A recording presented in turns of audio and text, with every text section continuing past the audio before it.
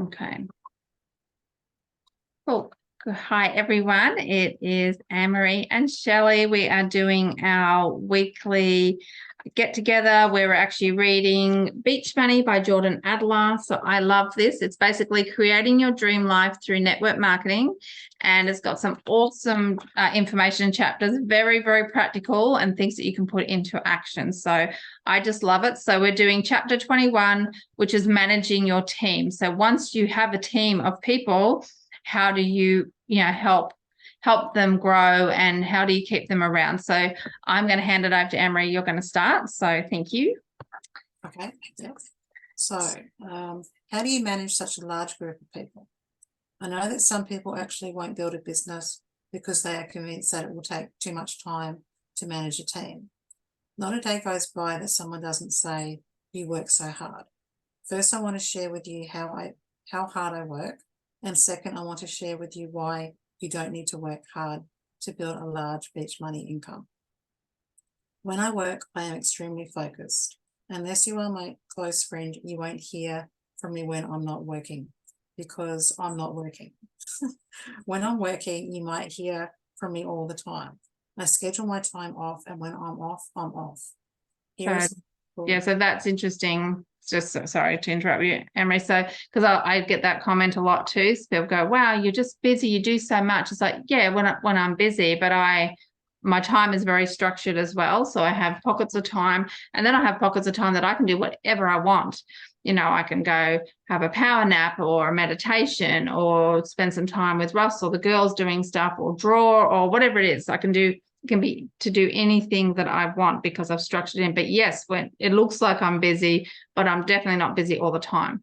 And I would totally agree with that. I probably in the past didn't know what that meant, because I think I was busy all the time, but being busy all the time isn't actually very healthy. It's not a healthy business, and it's not a healthy life. It's one of the reasons, even on our 10-day challenges, that why don't I do results on Sundays? I could do it, but I don't, because I want it to be an attractive business model that someone goes, oh, wow, they always have Sundays off. It's kind of a nice cultural thing. So I'm very mindful of those sort of things.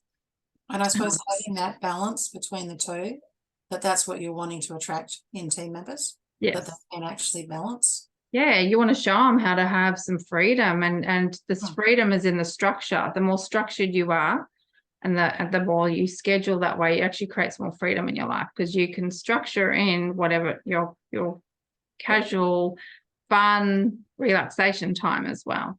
So sorry, you can go through his typical schedule. Yep. Okay. So I work about 4 hours per day. During my work, I will be doing 3-way calls with members of my team, sharing my opportunity, holding a small group meeting or training, doing a web seminar or webinar, answering emails, or returning calls. The other 20 hours per day, I sleep, work out, socialize, study, read, travel, and so on. Sounds pretty good. Yeah. So once a week, I take 2 to 3 days off and go to the mountains. I may take an hour or two to return calls and answer emails. So 3, about once every 2 months, I take 1 week off. I take 1 week off for some sort of trip, vacation, or training, not 1 or 2 weeks per year like a normal job. So here are some of the trips I took in the last 12 months. So Europe, 1 week. The Caribbean cruise, 1 week. The Tony Robbins Unleash the Power workshop, so that's for a week. The Tony Robbins Date with Destiny workshop, 1 week. Chicago to visit my family for 2 weeks. And Venice Beach, California, 30 days spread out over 12 months. Gee, that's a lot of sort of like holidays and stuff. How many people actually do that? No, not many. One if they're lucky. So, okay. So this does not include the 2 to 3 days off per week in the mountains of Arizona. Yes, if this is work, I work so hard. So how is it possible? I think that's with a bit of sarcasm there. I work so. It's like, really? It's like, so how is it possible to work so little and manage all of these people? If you are currently building or planning on building a big team, this is probably the most important part of this book. Your job. sorry, your job when sponsoring someone is so simply get them started. It is not your job to manage them. Each person who joins is an independent business owner and is responsible for his or her own business. If you plan on managing thousands of people, you will have a big problem. There are not enough hours in the day. The formula for burnout is a belief that you must manage your whole team. If you are moving quickly in your new business, you may personally bring in about one new person per week. I didn't recommend sponsoring more than one per week if you plan on doing a good job getting your new distributors started. So 1, you sign them up. 2, you train them for an hour. 3, you help them bring in their first 2 or 3 people, and that's it. Any other phone calls or visits are strictly social or a periodical coaching call. So, and because Eric Worre says in the GoPro Academy, which we're all doing, that you're not really a professional and taking it seriously until you've signed up your 10 people. So he said that only 2% of people do that. So some are recruiting one person. Most people, I think it's 70%, don't recruit anyone at all. And then there's other percentages where it might be 1 or 2 people, 3 or 4, maybe 5 or 6. Some people even recruit accidentally or just their close family and friends. So to really build the skill level to where people know what to do, you're being upfront, you're having that crucial conversation, asking what they want and what that level of expectation is. So yes, you sign them up and you show them how to order and get started in the business.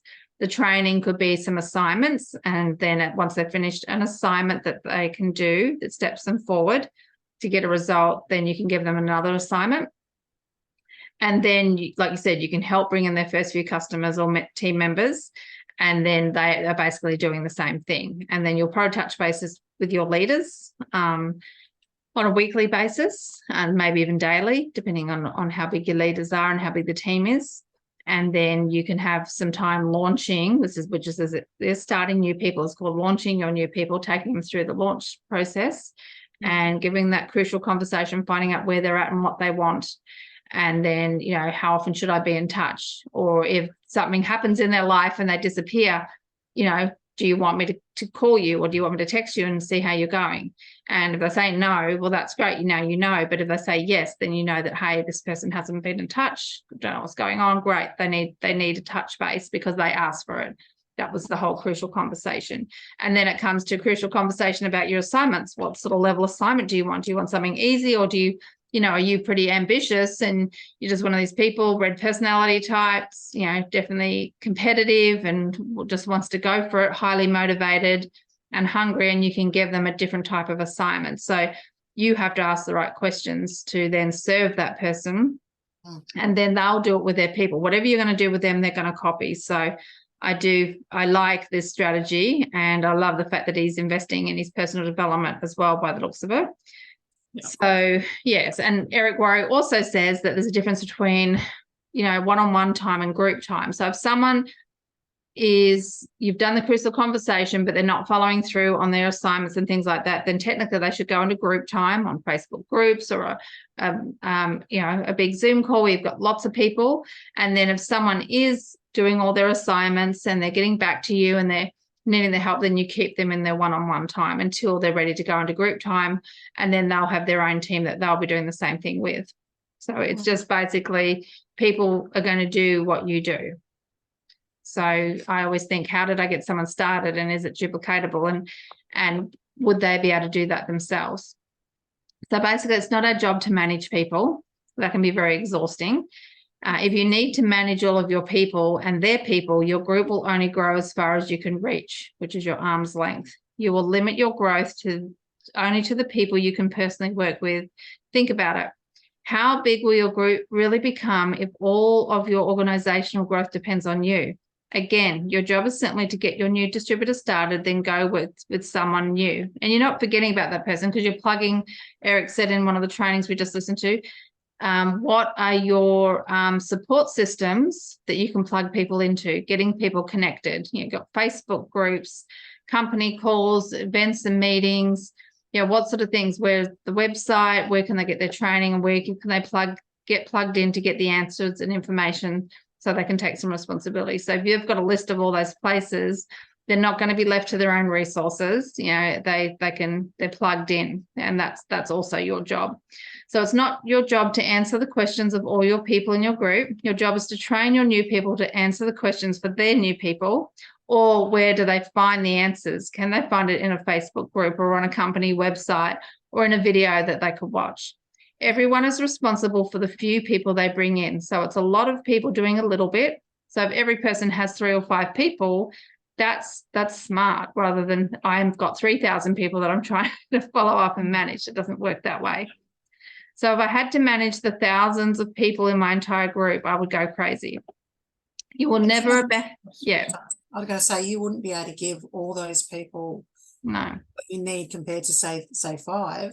You're going to give them more time than trying to do, say, 3,000 people. You just wouldn't be. You couldn't service that many. Yep. Yeah. So it would go crazy. You're stretching yourself too thin, and it's not duplicatable. No, people couldn't do it as well. So you'll never abandon your people, but you do need to delegate the responsibility for new distributors to the person who signed them up. Occasionally, there'll be times when a distributor is not very active in the business and they may need to lean on you to pick up the loose ends of training new people, which is fine. Be careful about crippling your group by always doing it for them. So it's tell, try, show, do. You tell people how to do it. You show them by doing it yourself. You get them to try it and over again. You still might do a little bit of, showing. You might have to do tell, try, show, do a few times. Tell, show, try. Then, until they're tell, try, show, and they're doing it. And that might not happen in the first go. You might have to do it a few times. But it's worth it, because then they do become independent. Your job is to get them from dependent to independent as soon as possible. It's in their best interests, and they should be happy for that's happening. So if you find yourself spinning plates, you will have a tough time growing a large business because you limit the number of people you can work with. Most likely you'll experience burnout within a short time. Your job is to sign them up, train them, and help them sign up their first few people as they know how to do it. That's it. Then do it again and again. So it's all about repeat and duplicate. So you want to replace yourself. So here's a way to turbocharge your team. Your goal is to replace yourself quickly. At my last job, I had a great boss. His name was Jack Birnbaum. Although I was never very well suited to jobs, I learned a lot of lessons that I carried into my network marketing career. Jack gave me some advice on leadership. He said that if I wanted to become a successful manager in corporate America, I needed to find ways to quickly replace myself. Jack told me I needed to work myself out of a job. Replacing myself meant finding and training others to do my job better than I could do it. I wasn't sure if I agreed with him, but I did trust his judgment. I was a little concerned that teaching others to do what I do might ultimately mean losing my job altogether. In a way, this was true. I did lose my job. But if we think about the science of getting rich, it's the competitive plane or the creative plane. So there is no competition because there's enough for everybody. So therefore, if we're in the creative plane and teaching people to empower them to be, do what you do, but better than you, that's definitely the creative plane. So in reality, I learned that by training others to do my job, I became more valuable to my company. Yes, I'd lose my job, only to be offered a better opportunity, which is exactly what the science of getting rich says. As I helped others become more valuable in the workplace, I became more valuable to the company. Most managers never learn this simple truth. Jack's lesson helped me to become a great trainer and leader. My company promoted me twice and gave me more responsibility. I learned this lesson when I was in my early 20s, not knowing the impact it would have on my future. I took this message right into my network marketing career. Today, my goal is to quickly replace myself by teaching people to do the way I do. By replacing myself, I become more valuable as a leader. As I become more valuable, I make more money. How does replacing yourself make you more valuable in network marketing? By replacing yourself, you are helping others to get what they want. As you train others to do what you do, they are now positioned to earn more money and establish a beach money lifestyle for themselves. You are rewarded for helping others get what they want. It's kind of cool, hey? So that was a great chapter. So yeah, and in life as well, imagine if you approach every area of your life to that, within your family, teaching people to do what you can do, and not everyone's relying on you to do it all. So I know that it's so easy to just do everything for everyone, but even for our children, if we can help them do some stuff for themselves, they're going to benefit from it. So I think I'm going to use some of this with the girls next week. So that is that chapter 21. Chapter 22 next week is going to be the network marketing do's and don'ts. I can't wait to share this list. So we'll do that next week. So I'm going to stop recording. Thank you, Anne-Marie. What a great chapter, hey? Yeah, that was great. I love that. Thank you. And thank you for helping me read it. Yeah, no problem. Okay, enjoy the recording, everyone. And leave a comment if you love it. Any feedback's always great. And if you're interested in finding out what we do, definitely reach out and we're happy to give you some information. Bye, everyone.